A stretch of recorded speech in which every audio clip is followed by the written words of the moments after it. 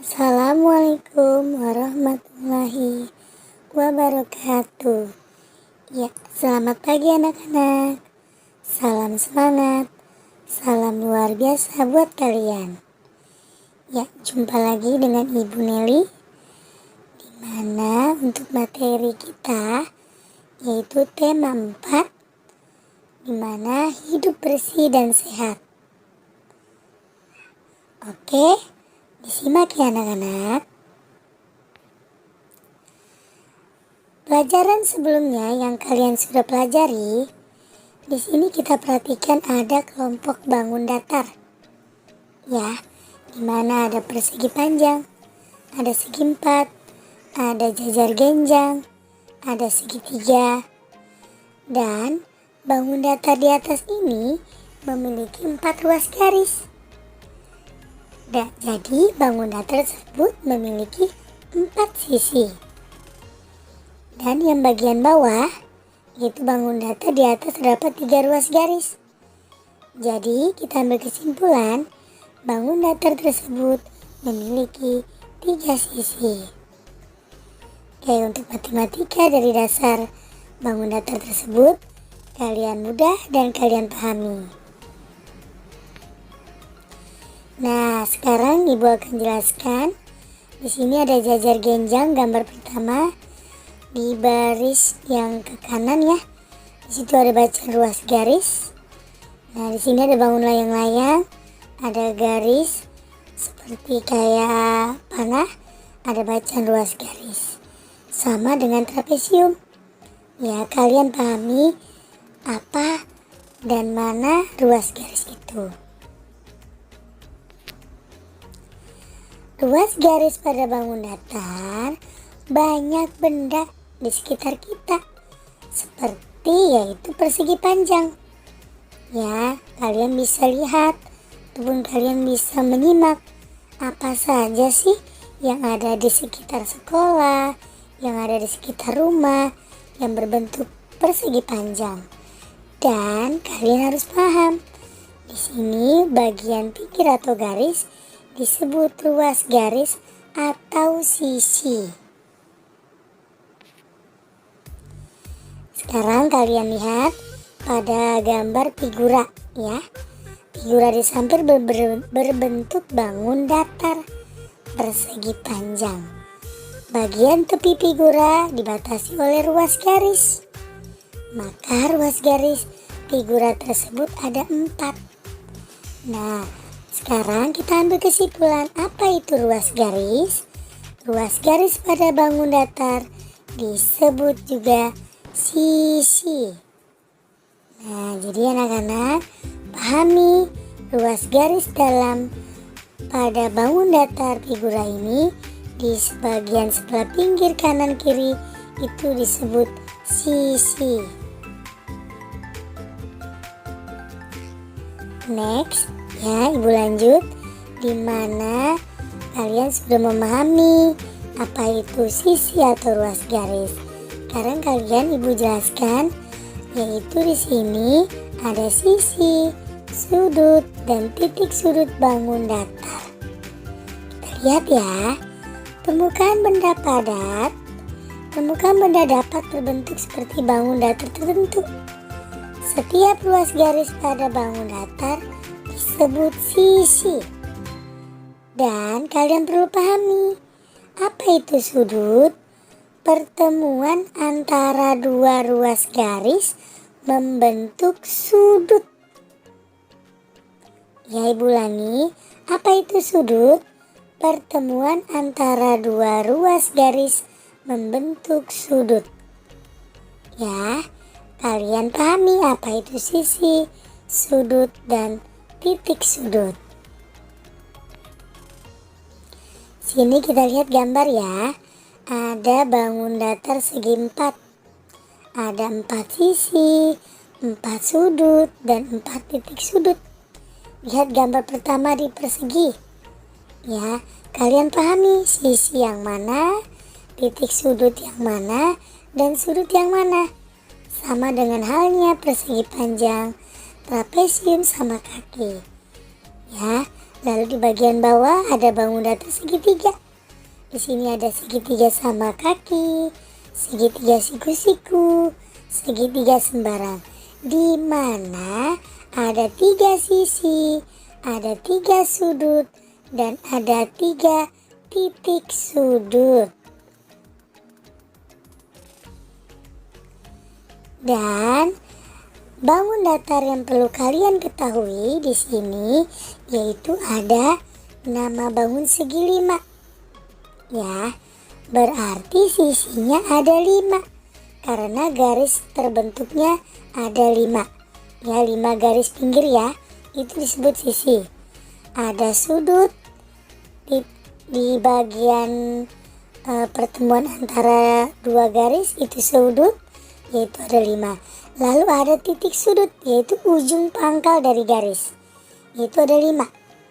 Nah, sama seperti halnya yang lain, ada segi 6, banyak sisi 6, banyak sudut 6, dan banyak titik sudut 6. Lalu di sini ada persegi juga.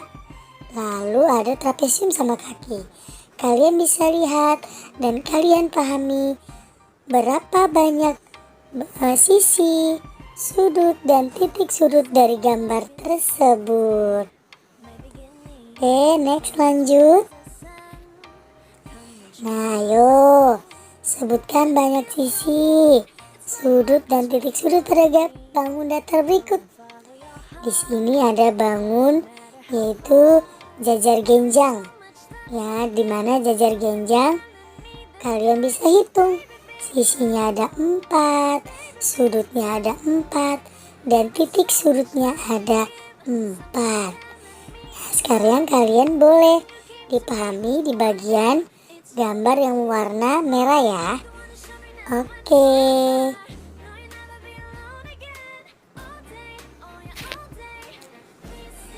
Nah, alhamdulillah untuk materi matematika sudah Ibu jelaskan dan Ibu berikan pengarahan kepada kalian. Dan mudah-mudahan di pelajaran matematika kalian bisa pahami dan simak kembali apa yang Ibu sudah berikan. Lalu di sini ada pelajaran SBDP. Ya, di mana materi yang kita pelajari di tema 4 untuk subtema 1 yaitu ada mengenal pola irama sederhana melalui lagu anak. Irama adalah panjang pendek nada pada lagu. Nah, dari irama ini kita bisa ketahui panjang dan pendek nada dapat dihitung menggunakan ketukan. Nah, seperti kita kemarin praktek ya. Ada kalau kalian 1 ketukan, kalian bisa pukul meja sekali 1 ketukan. 2 ketukan, ada 2 ketukan, dan itu merupakan panjang dan pendek nada. Ya, jadi membentuk irama yaitu panjang pendek nada pada lagu.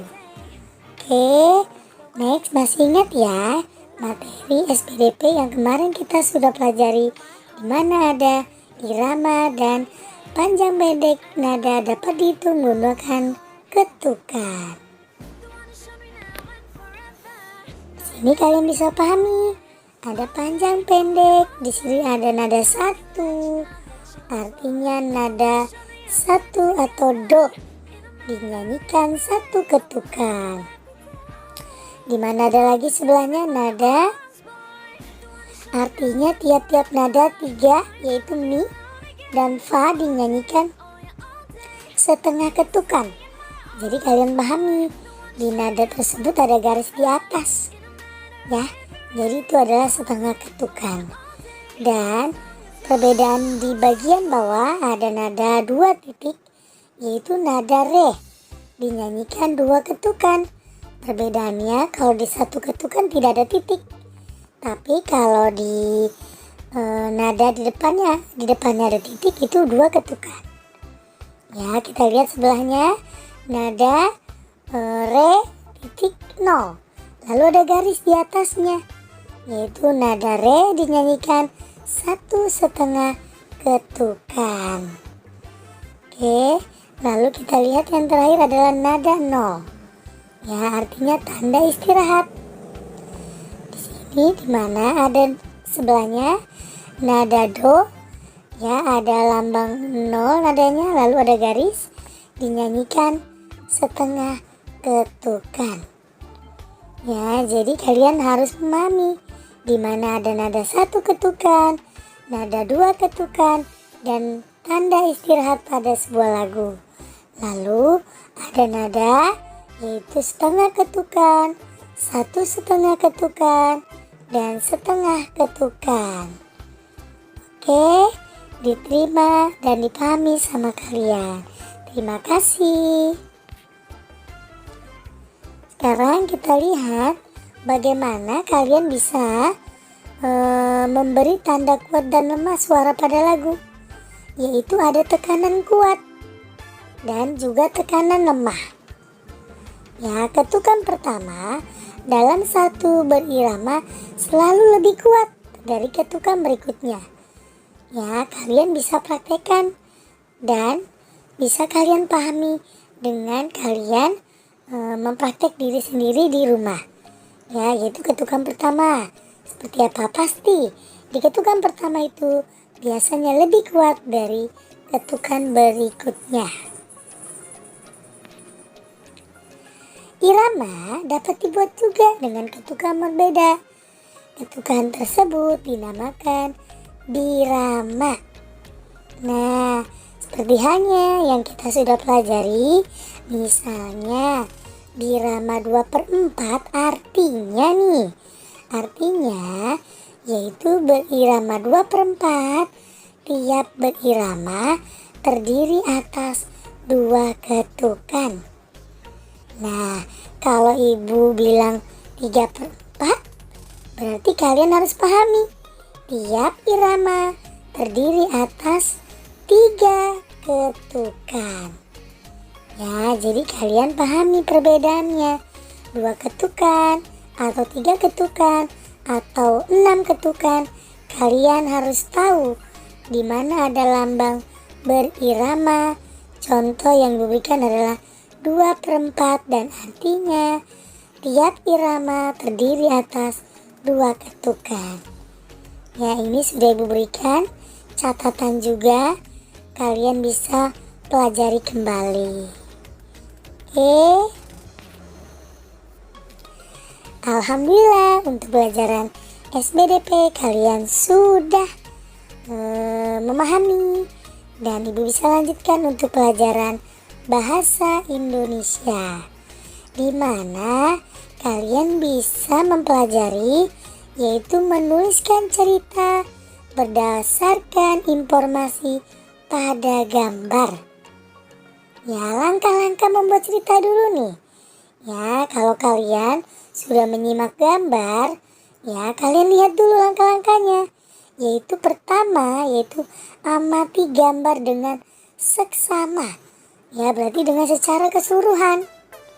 Yang kedua, tentukan tema atau topik gambar. Setelah kalian amati gambar, baru kalian tentukan tema. Ya, judulnya ya sayang ya. Lalu yang ketiga, buatlah beberapa kalimat yang menceritakan isi gambar tersebut. Ya, lalu kalian rangkai atau kalian ungkapkan dengan kata-kata kalian sendiri sehingga menjadi karangan yang utuh atau karangan yang sempurna. Oke, jadi ini adalah kalian bisa menuliskan cerita berdasarkan informasi pada gambar dan langkah-langkah yang kalian perlu pahami. Oke, next lanjut. Nah, di sini kalian pun bisa ya menuliskan informasi yang diperoleh dari hasil pengamatan. Ya, pertama, dari hasil mengamati sebuah gambar, kita akan memperoleh informasi penting. Ya, jadi kita akan mengetahui dari gambar tersebut. Ya, yang kedua, jika informasi hasil pengamatan telah diperoleh, kita dapat melaporkan hasil pengamatan tersebut yaitu apa yang kalian sudah dapatkan ataupun kalian sudah amati dari gambar tersebut. Lalu yang ketiga, kita dapat membuat laporan yang menjelaskan isi gambar dengan membuat pertanyaan. Dari kalian bisa mengerangkai gambar, dari kalian bisa menceritakan isi gambar, kalian bisa membuat langkah hasil pengamatannya seperti yang Ibu sampaikan. Oke. Nah, di sini kita lihat membuat laporan hasil pengamatan. Amati gambar. Yang kedua, temukan hal pokok yang ada pada gambar. Hal yang pokok itu hal-hal yang penting ya nak. Ya, yang penting. Lalu 3, susunlah hal-hal pokok tersebut dalam bentuk laporan sederhana. Nah, di sini kalian bisa mempelajari secara perlahan. Yaitu bagaimana pertama, yaitu mengamati gambar. Yang kedua, kalian mencari hal-hal pokok pada gambar. Dan hal pokok yang penting itu yaitu berupa kalimat. Ya, lalu dari kalimat tersebut dibuat jadi laporan sederhana. Jadi kalian bisa menuliskan laporan sederhana seperti apa?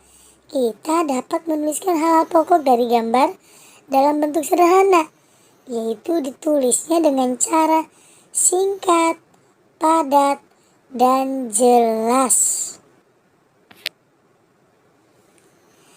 Alhamdulillah, untuk pelajaran bahasa Indonesia, kalian sudah bisa menalar, yaitu atau menyambung, mempelajari di mana kalian mengamati gambar. Kalian bisa membuat tema dulu dari gambar tersebut, lalu kalian bisa rangkai dengan kata-kata kalian sendiri, dan kalian bisa membuat laporan sederhana seperti apa yang kalian amati dari gambar-gambar tersebut.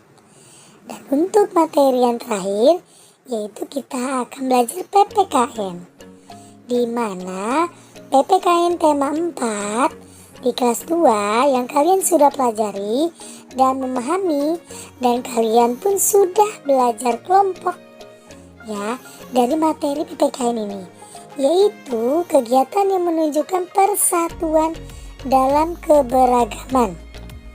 Kegiatan yang dilakukan bersama anggota keluarga di rumah dapat mempererat persatuan. Contoh, membantu ibu mencuci piring, membersihkan rumah bersama ayah dan ibu. Yang ketiga, berolahraga bersama ayah. Ya, ini adalah bentuk kegiatan yang menunjukkan persatuan dalam keberagaman. Di sini bagaimana kalian bisa menciptakan persatuan? Kalian harus memiliki sikap. Ya, sikap apa yang kalian perlu teladani ataupun yang kalian perlu lakukan? Yaitu tidak bersikap mau menang sendiri. Ya, kalau ingin menciptakan persatuan dalam kebersamaan, yaitu kalian tidak boleh tidak bersikap mau menang sendiri. Yang kedua, menghargai pendapat orang lain. Mau bekerja sama dengan anggota keluarga lain. Mau mengakui kesalahan dan meminta maaf. Dan setelah itu, kalian mau memaafkan kesalahan orang lain. Dan dari beberapa poin yang Ibu sampaikan, ini merupakan di mana kalian bisa menciptakan rasa persatuan itu dalam kebersamaan dimanapun kalian berada. Oke, next. Kebersamaan dalam keberagaman di rumah. Kalian bisa lihat kemampuan tiap-tiap anggota keluarga melakukan kegiatan tentu berbeda-beda. Misalnya, kakak membantu cuci piring. Kalian, adiknya, bisa menyapu. Jadi kegiatannya berbeda-beda dan mempunyai kemampuan tiap-tiap anggotanya.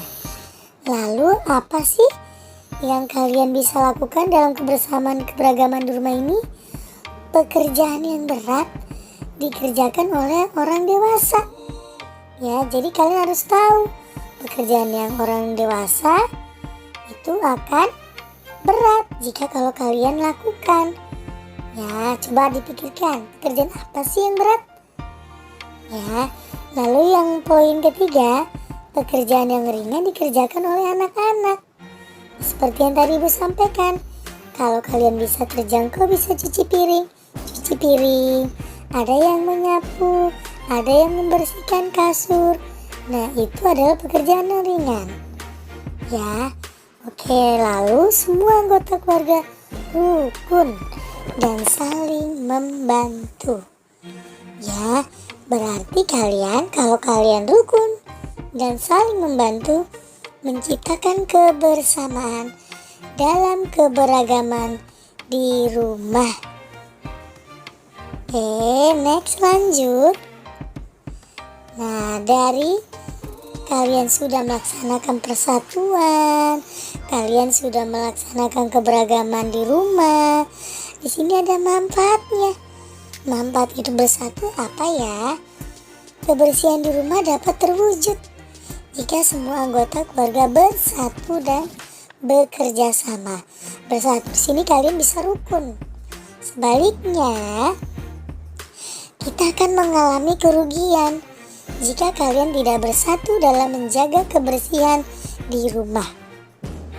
Ya, yang kalian dapatkan yaitu tidak rukun dan rumah kalian tidak bersih, mengalami kerugian. Ayo, bagaimana kalau kebersihan rumah kalian tidak laksanakan dengan baik ataupun tidak dengan kekeluargaan? Pasti di rumah itu akan timbul sarang penyakit, ya, udara yang lembab karena kebersihan rumahnya tidak kalian jaga. Nah, dengan cara menjaganya yaitu kalian bersatu membersihkan dengan kemampuan kalian masing-masing. Oke, next, lanjut. Nah, manfaat sikap bersatu di rumah berarti kalian manfaatnya itu pekerjaan menjadi lebih cepat selesai, pekerjaan terasa lebih ringan, menambah keakraban anggota keluarga, menciptakan suasana nyaman di rumah. Lalu kerugian apa yang kalau kalian tidak bersatu di rumah? Pekerjaan menjadi otomatis lebih lama, terasa berat, timbul rasa saling tidak peduli ataupun cuek. Lalu suasana rumah menjadi tidak nyaman. Nah, ini ada beberapa materi yang Ibu sampaikan kepada kalian. Kalian boleh pahami dan kalian boleh simak. Nah, sekarang kalian bisa lihat gambar tersebut. Dari materi yang Ibu sampaikan, apa saja yang kalian pahami? Dan dari apa informasi yang kamu dapat dari gambar berikut? Ya, kalian boleh berpikir secara nalar dan kalian bisa menjawabnya dengan sendiri di buku tulis atau dimanapun, gak apa-apa ya, ataupun kalian bisa berikan dengan kata-kata ya. Oke, next. Alhamdulillah, terima kasih atas perhatiannya dan kerjasamanya. Kalian bisa memahami materi yang Ibu berikan kepada kalian. Semoga bermanfaat dan kalian memperoleh apa yang Ibu dapatkan, apa yang Ibu berikan kepada kalian. Oke, terima kasih, good job, terima kasih. Assalamualaikum warahmatullahi wabarakatuh.